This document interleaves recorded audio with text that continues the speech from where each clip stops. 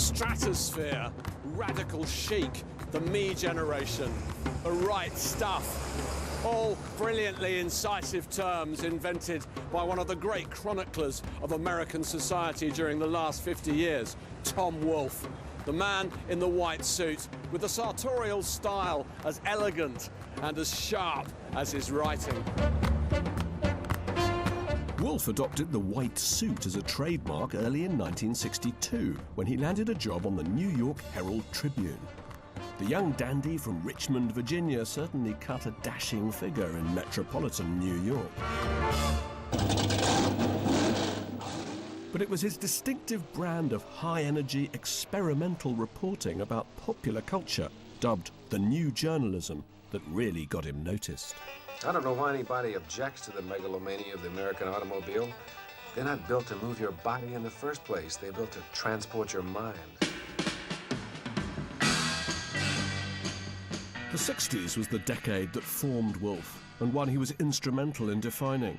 But he's probably now best known for his 1987 novel, The Bonfire of the Vanities, a blistering satire on New York's obsession with money, ambition, and greed. Now Wolfe's written a new novel, Back to Blood, which promises or rather threatens to do for Miami what a Bonfire of the Vanities did for New York, namely expose the simmering class and race tensions, the seething political corruption, and the human and sexual foibles of the city's residents.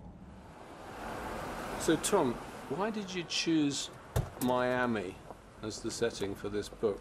Well, my original idea was to write a book about immigration to the U.S. And then I don't know how it dawned on me, but wait a minute, Miami is everybody you can think of, including not just people from Latin America, but people from Russia, huge Haitian population. And the Venezuelans are coming in now because of Chavez. Did you choose Miami as this melting pot, I suppose would be the cliche, although in your book it's more like a sort of simmering pot? Well, actually I think of it as a melting pot that's full of different metal units, but they never melt. They kind of rattle. They rattle against each other. And the Cubans politically dominate the place. It's the only city that I can find in the world that is run politically by people from another country with another language and another culture. It's a very unusual situation. And the American blacks, who've been there a long time usually, really resent the Cuban police. In slums like this one, Overtown, black people looked upon the Cuban cops as foreign invaders who one day dropped from the sky like paratroopers and took over the police department and started shoving black people around, black people who had lived in Miami forever. You were never an armchair journalist, and you've not been an armchair novelist. How important do you think it is that you get out into the field, into life? Well, frankly, I think it's all important. And whenever a young writer, and there are not many of them, pays me the compliment of asking me, about how to get started in this field of writing, I always say, first, leave the building and just take a look at what's out there. I gather that somebody sort of got wind of this research that you were doing and actually followed you around for a while with a camera. I owe a lot to him. Oscar Corral is his name. He was a former reporter for the Miami Herald, and he was the first person who took me to some of these places like Hialeah. So, Tom, what's the basic question you have about Santeria? Is there something you want to know about? I could ask you just where in a house would you typically find these figures? They're big figures. If you were trying to find the one big theme of Back to Blood, what would you say it was? My good friend John Timoney, who used to be mayor of Miami, said, New York is all about money, Washington is all about power, and Miami is all about sex. Well, there's a lot of sex in the book.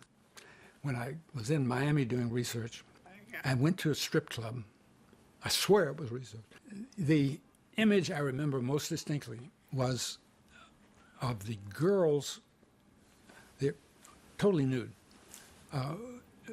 and their backside is to the audience, and men, you want to relieve how many numbers, come up with dollar bills and put them in the cleft of their bottoms.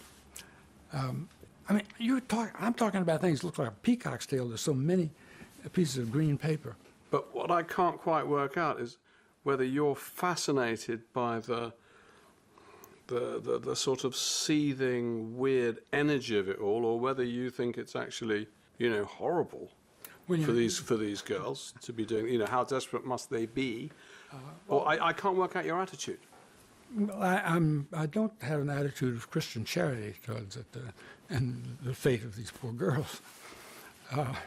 But see, what do you think that they're exerting their economic freedom? And I wouldn't put it in just in theoretical. I just think it's wild, and somebody should write about this. I mean, I love to find things that are really extraordinary. Everybody knows about, but they haven't been written about, like this Columbus Day regatta. Come on, said Norman with a lewdly happy face. This you've got to see. Now it begins. The blonde with the breasts did a few mild shimmies with her hips, showing her chorus of admirers how taut her pectoral glories were, how they stuck out, defying gravity. What begins, she said. The regatta is essentially an orgy, said Norman. That's what I want you to see. But he wasn't looking at Magdalena when he said it. Like every other male on the boat, he only had eyes for the sprung-free naked breasts. At the end of writing the book, did you feel warmth towards Miami? Did you feel, Miami's a place that you love, or your feelings more ambivalent than that? No, it was more, look at the people. They are remarkable. I'm not saying look how wacky they are or how bad they are. It's just, get an eyeful. You're going to enjoy this. Has been my feeling with everything I've done, whether it was custom car makers in California or...